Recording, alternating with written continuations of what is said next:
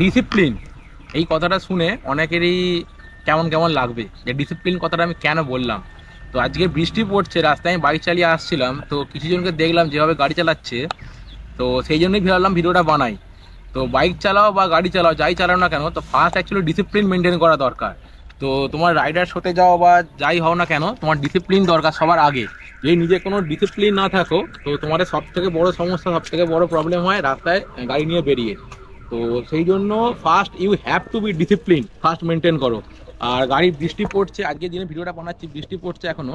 আর যারা দেখলাম গাড়ি নিয়ে যাচ্ছে, তো আমার কাছে কটা ভিডিও ফুটেজ আছে, ওপরে দিয়ে দেবো, দেখবে আমি এখানে দাঁড়িয়েছিলাম। তো সাইডে যেভাবে গাড়িটা তারা পাস হলো, এখানে বলার কিছু নেই, কারণ এত স্পিডে, এত ওভার স্পিড করছিল, ওভার স্পিডের মধ্যে তারা গাড়িটা নিয়ে তারা যেভাবে পাস হলো ওখান থেকে। তো সেই জন্য ফার্স্ট তুমি বাইক চালাও বা গাড়ি চালাও, ফার্স্ট তুমি মেনটেন করো ডিসিপ্লিনটা। তো আজকে রাস্তা শুকনো নেই, আজকে বাইরে প্রচণ্ড বৃষ্টি হচ্ছে, বর্ষাকাল, তাকে লিমিটে গাড়ি চালানো উচিত। লিমিটের মধ্যে তুমি থাকো, কারণ অতিরিক্ত স্পিড, ওভার স্পিড করে কোনো প্রয়োজন নেই তোমার এই মুহূর্তে। কারণ তুমি সামনে যদি কেউ কিছু সাডেনলি সামনে কোনো গাড়ি চলে আসে বা কিছু এসে যায়, সব থেকে সমস্যাটা তোমার হবে কিসে, না গাড়িটা তুমি রুখতে পারবে না। বা যদি ব্রেক মেরোতে হয়, গাড়িটা স্কিড করবে, স্কিড করে হয়তো পাল্টি মারবে বা কাউকে গিয়ে ধাক্কা মারবে, এরকম সিচুয়েশন হয়ে যায়। তো সেই জন্য ফার্স্ট তুমি ডিসিপ্লিন মেনটেন করো, নিজের মতো আস্তে গাড়ি চালাও, ধীরে গাড়ি চালাও। তো সেইটাই সব থেকে বেস্ট, সব থেকে ভালো তোমার মুভমেন্ট।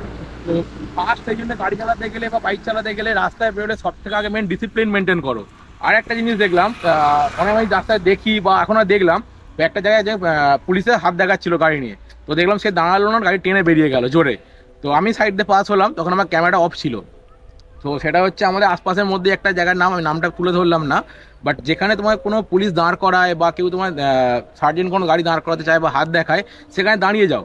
তোমরা যারা রাস্তায় গাড়ি নিয়ে বেরিয়েছো, তোমাদের গাড়ির অবশ্যই ডকুমেন্টস আছে, তোমাদের পেপারস আছে, লাইসেন্স আছে, সমস্ত কিছুই আছে।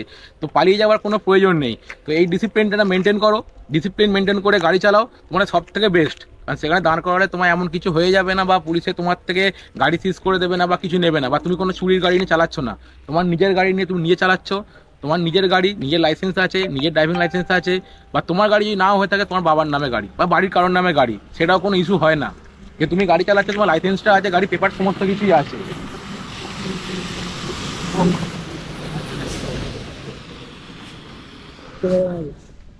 তো গাড়িটা বেরিয়ে গেল ঝরে, সেই জন্য চুপ করে গেলাম, কারণ এত নয়েজ আসছে বলে, কারণ আমার নিজে মাইক নিয়ে বেরোনো হয়নি।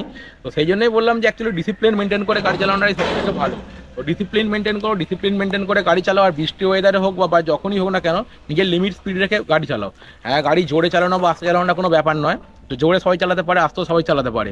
তো জোরে চালানো, কাউকে দেখানোর জন্য জোরে চালানোর কোনো প্রয়োজন নেই। আমিও জোরে গাড়ি চালাই, আমিও আস্তে চালাই না, কিন্তু ডিপেন্ড করে কোন রাস্তায়, কোন সিচুয়েশনে, কোন পরিস্থিতিতে আমি গাড়ি চালাচ্ছি, এইটা মেন ব্যাপার। তো আমি যদি আমাদের হাইওয়ের ওপরে যদি আমি গাড়ি 40-এ যাই, সেটা আমি যেটা বলছি না, নিশ্চয়ই ওখানে একটা স্পিড লিমিট আছে, সবাই জানে সেটা 80 লিমিট আছে বা 100 লিমিট আছে, সবাই চালায়। কিন্তু এই ওয়েদার, এই বৃষ্টি, এই সিচুয়েশন অনুযায়ী গাড়িটা আস্তে চালানো উচিত।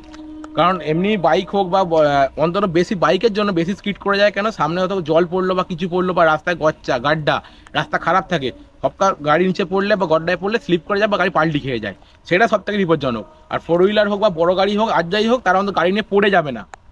হয়তো 40-50 স্পিড থাকলে স্লিপ করে দাঁড়িয়ে গেল বা কিছু হলো, ঘুরে গেল, একটু অসুবিধা হলো, বা রুখে নিতে পারবে। যারা বাইক চালাও, সব থেকে আগে মেন কথা, তারা ডিসিপ্লিন মেনটেন করো, ধীরে ধীরে গাড়ি চালাও, বৃষ্টি ওয়েদার সিচুয়েশন অনুযায়ী।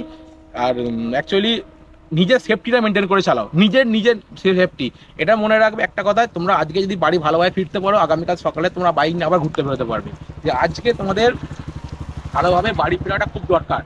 আর এটার সঙ্গে এটাও যে তোমাদের বাড়িতে তোমার জন্য কেউ না কেউ অপেক্ষা করে বসে থাকে, তোমার বাড়ি, তোমার ফ্যামিলি মেম্বার, তোমার বাবা, তোমার মা, তোমার বাড়ির সমস্ত কিছু বন্ধুরা, সবাই তোমার অপেক্ষা করে থাকে। তাই নিজের ডিসিপ্লিনটা নিজে মেনটেন করে চালাও, নিজের গাড়ির স্পিড নিজের লিমিটে চালাও, ভালোভাবে ভদ্রভাবে গাড়ি চালাও। আর নিজের সেফটি, হেলমেট তো সবসময় ইউজ করো। রাইডিং গিয়ার সবাই ইউজ করে না, রাইডিং গিয়ার আমার আছে, রাইডিং গিয়ার আমিও ইউজ করি।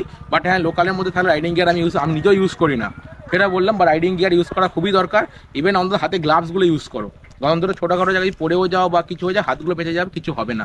রাইডিং গিয়ার অবশ্যই ইউজ করে থাকো প্রত্যেকে। রাইডিং গিয়ারে এমন কিছু দাম নয়, লোকে এখনকার দিনে 20,000, 25,000, 30,000 বা আইফোন কিনছে 1 লাখ 1.5 লাখ টাকা দিয়ে।